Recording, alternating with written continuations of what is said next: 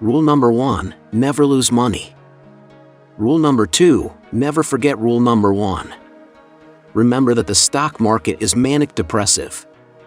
Should you find yourself in a chronically leaking boat, energy devoted to changing vessels is likely to be more productive than energy devoted to patching leaks. The most important thing to do if you find yourself in a hole is to stop digging. Price is what you pay. Value is what you get. Beware of the investment activity that produces applause. The great moves are usually greeted by yawns. For the investor, a too high purchase price for the stock of an excellent company can undo the effects of a subsequent decade of favorable business developments. Risk comes from not knowing what you are doing. Never invest in a business you cannot understand. If returns are going to be 7 or 8% and you're paying 1% for fees, that makes an enormous difference in how much money you're going to have in retirement. In the business world, the rearview mirror is always clearer than the windshield. The key to investing is not assessing how much an industry is going to affect society, or how much it will grow, but rather determining the competitive advantage of any given company and, above all, the durability of that advantage. The 3 most important words in investing are margin of safety. On the margin of safety, which means, don't try and drive a 9,800-pound truck over a bridge that says capacity, 10,000 pounds. But go down the road a little bit and find one that says, capacity, 15,000 pounds. It's far better to buy a wonderful company at a fair price than a fair company at a wonderful price. If a business does well, the stock eventually follows. Only buy something that you'd be perfectly happy to hold if the market shut down for 10 years. All there is to investing is picking good stocks at good times and staying with them as long as they remain good companies. I never attempt to make money on the stock market. I buy on the assumption that they could close the market the next day and not reopen it for 5 years. It is a terrible mistake for investors with long-term horizons, among them pension funds, college endowments, and savings-minded individuals, to measure their investment risk by their portfolio's ratio of bonds to stocks. Successful investing takes time, discipline, and patience. No matter how great the talent or effort, some things just take time. You can't produce a baby in 1 month by getting 9 women pregnant. Calling someone who trades actively in the market an investor is like calling someone who repeatedly engages in one-night stands a romantic. The stock market is designed to transfer money from the active to the patient. If you aren't thinking about owning a stock for 10 years, don't even think about owning it for 10 minutes. Our favorite holding period is forever.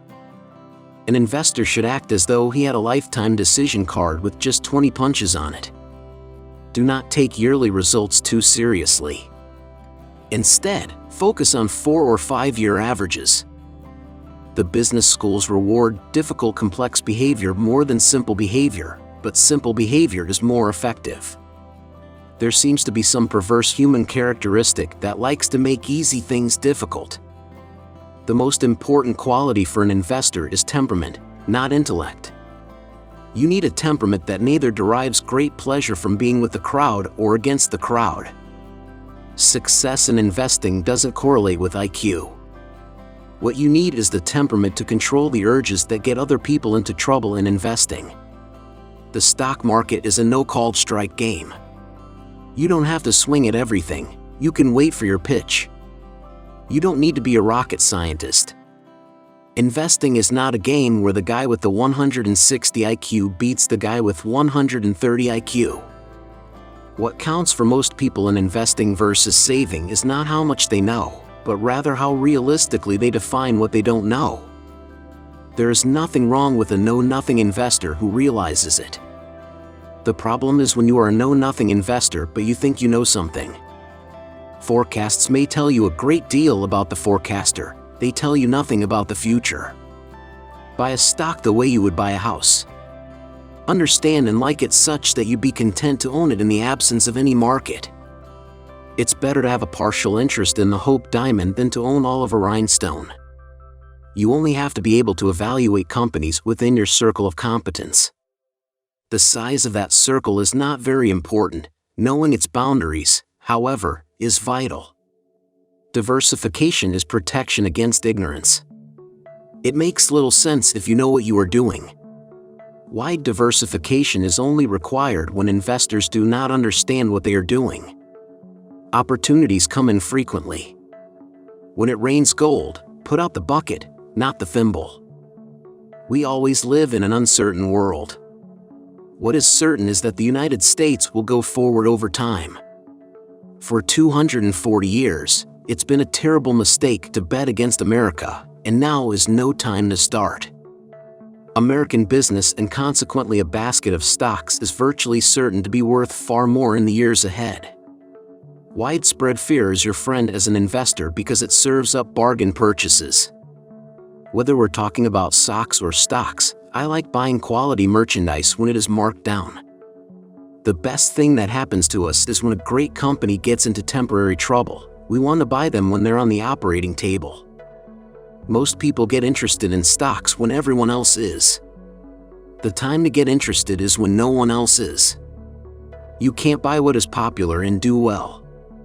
The most common cause of low prices is pessimism, sometimes pervasive, sometimes specific to a company or industry. We want to do business in such an environment, not because we like pessimism, but because we like the prices it produces. It's optimism that is the enemy of a rational buyer. After 25 years of buying and supervising a great variety of businesses, Charlie and I have not learned how to solve difficult business problems. What we have learned is to avoid them. Speculation is most dangerous when it looks easiest. Keep things simple and don't swing for the fences. When promised quick profits, respond with a quick no. Half of all coin flippers will win their first toss. None of those winners has an expectation of profit if he continues to play the game. You do things when the opportunities come along. I've had periods in my life when I've had a bundle of ideas come along, and I've had long, dry spells. If I get an idea next week, I'll do something. If not, I won't do a damn thing. If past history was all that is needed to play the game of money, the richest people would be librarians. The investor of today does not profit from yesterday's growth. What we learn from history is that people don't learn from history. Not doing what we love in the name of greed is very poor management of our lives. We simply attempt to be fearful when others are greedy and to be greedy only when others are fearful. Money is not everything. Make sure you earn a lot before speaking such nonsense. Today, people who hold cash equivalents feel comfortable. They shouldn't. They have opted for a terrible long-term asset, one that pays virtually nothing and is certain to depreciate in value. So smile when you read a headline that says investors lose as market falls. Edit it in your mind to disinvestors lose as market falls, but investors gain. Though writers often forget this truism, there is a buyer for every seller, and what hurts one necessarily helps the other. Only when the tide goes up do you discover who's been swimming naked. Predicting rain doesn't count, building the ark does. The years ahead will occasionally deliver major market declines, even panics, that will affect virtually all stocks. No one can tell you when these traumas will occur. This does not bother Charlie and me. Indeed, we enjoy such price declines if we have funds available to increase our positions. The best chance to deploy capital is when things are going down. It's been an ideal period for investors. A climate of fear is their best friend. Those who invest only when commentators are upbeat end up paying a heavy price for meaningless reassurance. It's better to hang out with people better than you. Pick out associates whose behavior is better than yours and you'll drift in that direction. Of the billionaires I have known, money just brings out the basic traits in them. If they were jerks before they had money, they are simply jerks with $1 billion. It takes 20 years to build a reputation and 5 minutes to ruin it. If you think about that, you'll do things differently. If you get to my age in life and nobody thinks well of you, I don't care how big your bank account is, your life is a disaster. Basically, when you get to my age, you'll really measure your success in life by how many of the people you want to have love you actually do love you. You only have to do a very few things right in your life so long as you don't do too many things wrong. Honesty is a very expensive gift. Don't expect it from cheap people. Wall Street is the only place that people ride to in a Rolls-Royce to get advice from those who take the subway. When trillions of dollars are managed by Wall Streeters charging high fees, it will usually be the managers who reap outsized profits, not the clients. If you're in the luckiest 1% of humanity, you owe it to the rest of humanity to think about the other 99%. The difference between successful people and really successful people is that really successful people say no to almost everything. You've got to keep control of your time, and you can't unless you say no. You can't let people set your agenda in life. In the world of business, the people who are most successful are those who are doing what they love. It is not necessary to do extraordinary things to get extraordinary results. Tell me who your heroes are, and I'll tell you who you'll turn out to be. The best thing I did was to choose the right heroes. Chains of habit are too light to be felt until they are too heavy to be broken. Investors should remember that excitement and expenses are their enemies. The most important investment you can make is in yourself. I insist on a lot of time being spent, almost every day, to just sit and think. That is very uncommon in American business. I read and think. So I do more reading and thinking, and make less impulse decisions than most people in business. Read 500 pages like this every day. That's how knowledge works. It builds up, like compound interest. All of you can do it, but I guarantee not many of you will do it.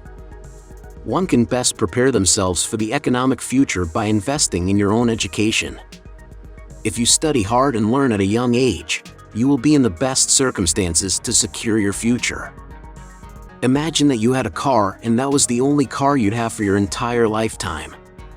Of course, you'd care for it well, changing the oil more frequently than necessary, driving carefully, etc. Now, consider that you only have one mind and one body. Prepare them for life, care for them. You can enhance your mind over time. A person's main asset is themselves, so preserve and enhance yourself. I had a great teacher in life, my father. But I had another great teacher in terms of profession in terms of Ben Graham. I was lucky enough to get the right foundation very early on. And then basically I didn't listen to anybody else. I just look in the mirror every morning and the mirror always agrees with me. And I go out and do what I believe I should be doing. And I'm not influenced by what other people think. Check out this video about insane quotes from Elon Musk. Please subscribe if you haven't already. Thanks for watching.